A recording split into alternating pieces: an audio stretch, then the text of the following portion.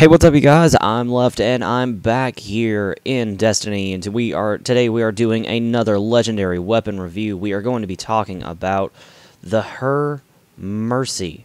It is the Prison of the Queen's handcannon. It can be awarded to you after hitting rank 3 with Petravenge, or as a random drop from the big chest in Prison of Elders, anywhere, I think, 28 to 35.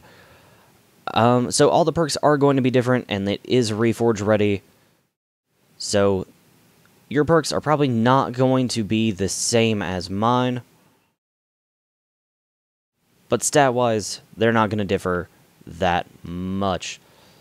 So as you can see, it's a pretty good hand cannon. I like it because it's really pretty. It's one of the I think one of the most aesthetically pleasing hand cannons. It's very simple, very understated, and purple. You can see my sights are a steady hand IS stable sight.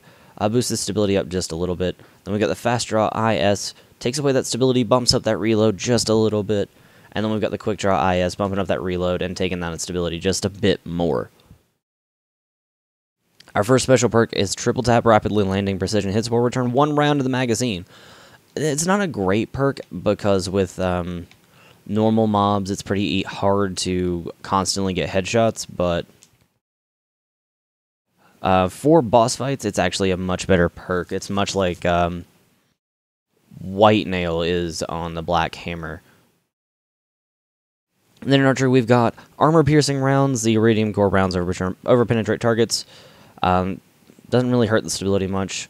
Then we've got extended mag, a larger magazine, taking you from 10 bullets to 13, and I think pairing that with triple tap would honestly give it the highest magazine size of any hand cannon. And then we've got injection mold. It's going to reduce the range and increase the stability, but take you back down to 10 bullets. I like using the armor-piercing rounds mostly because it's good to have that extra bit of impact. And then we've got Counterbalance. This weapon has increased stability. Doesn't really change the stats, but I do know that as you fire, it will be more accurate, and it changes the passive stat for it, I think. Because there's the active stat, which is actually the bar, but if anybody's ever used the last word, I think Counterbalance works like the last word's range does. And if you've ever used the last word, you know that motherfucker has the range of a sniper rifle. And it shouldn't. It's got a passive range stat that's much higher. It's also like Lord of Wolves has a passive range stat that takes it up to something close to... God, I want to say universal remote range.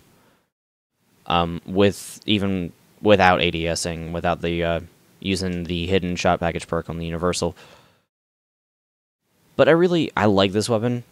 It's not my go-to, just because that, I mean, I like quick reloads. The Fatebringer honestly spoiled me on reloads. The Outlaw perk helps so much.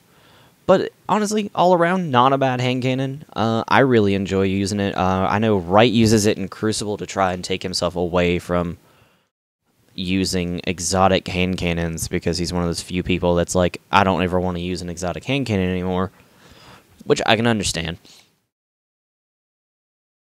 So it's definitely good. It's got a huge, huge impact. Rate of fire is not terrible.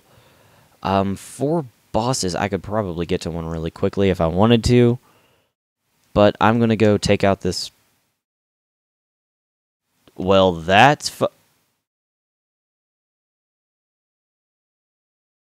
you what, mate? I'm gonna go where I think it is. To take out bosses, it's not bad. I only use legendaries, legendary primaries in PvE. Especially in Nightfall scenarios.